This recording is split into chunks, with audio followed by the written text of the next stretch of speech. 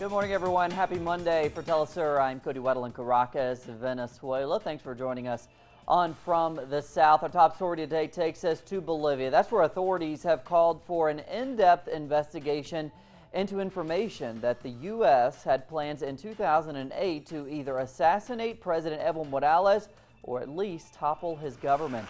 Now, the call for investigations follows revelations by WikiLeaks, which, among other things, exposed the plot by the U.S. and the operations center they installed exclusively to carry out the coup plan or assassination attempt.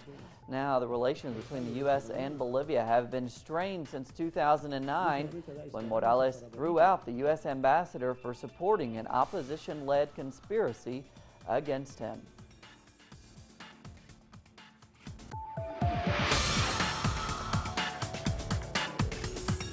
The death toll in Guatemala has risen to 131 due to the tragic landslide over the weekend. Authorities also say there are at least 300 people still missing. Heavy rains caused a hillside to collapse, crushing over 125 homes outside of Guatemala City. Rescue efforts continued well into the night. Over 1,800 workers searched desperately for survivors, although hope for that was quickly fading away. One person alone told news reporters 20 family members of hers were still missing. It's a nightmare. It's like a movie what had happened. As locals, never would we have imagined such an incident of this magnitude. We never imagined that this could happen.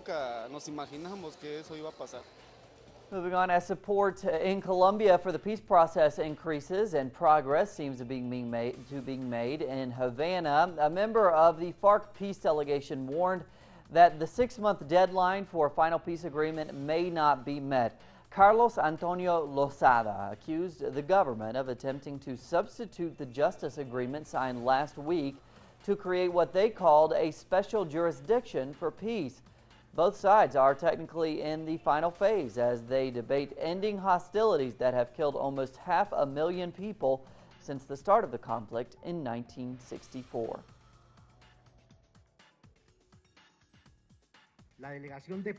The FARC peace delegation wants to honor its commitments, especially the spoken agreement to finish the current conversation within 6 months.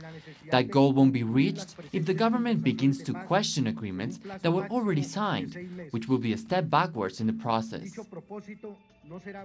And we end our Latin American news coverage this morning in Quito, the capital of Ecuador. That's where the Union of South American Nations expressed its solidarity with Argentina and unanimously backed their sovereign claim to the Malvinas Islands. A UNICEF spokesperson says that the bloc's Secretary General Ernesto Samper announced himself in favor of a bilateral dialogue between Argentina and the UK. Now, the UN has also called for a peace solution, while the United Kingdom has instead increased its military presence on the islands.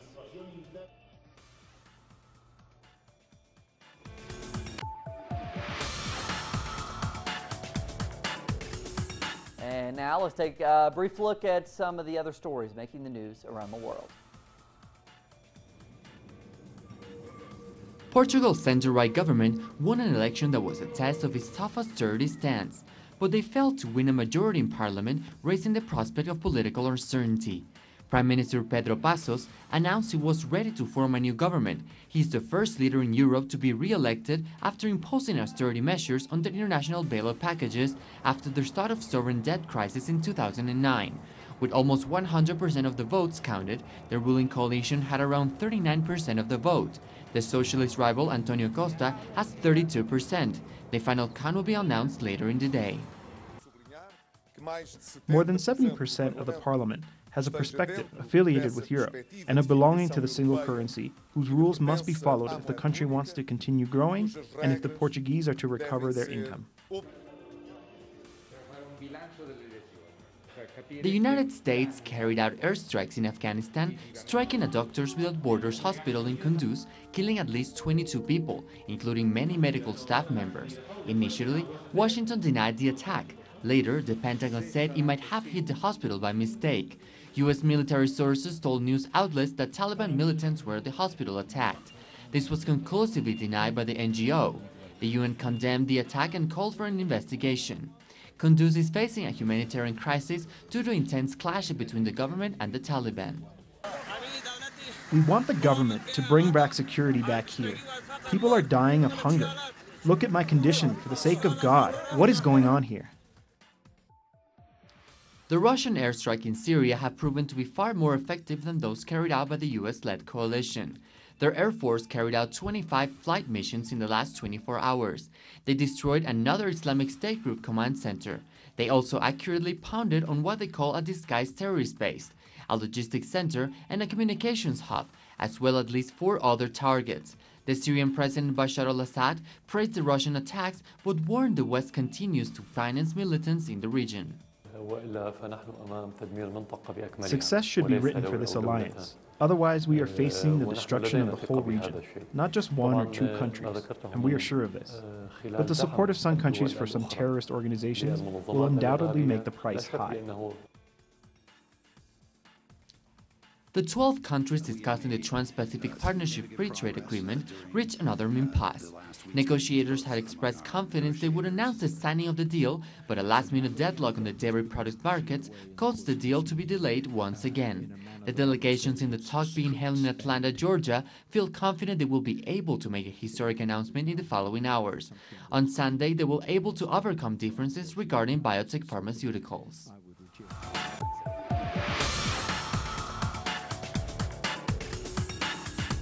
On a lighter note, this morning we come back here to Venezuela, where 80 chocolatiers, I think that's how you say it, chocolatiers, managed to break a world record by making the largest chocolate coin ever. Now, the huge chocolate ended up weighing in at a staggering 874 kilograms.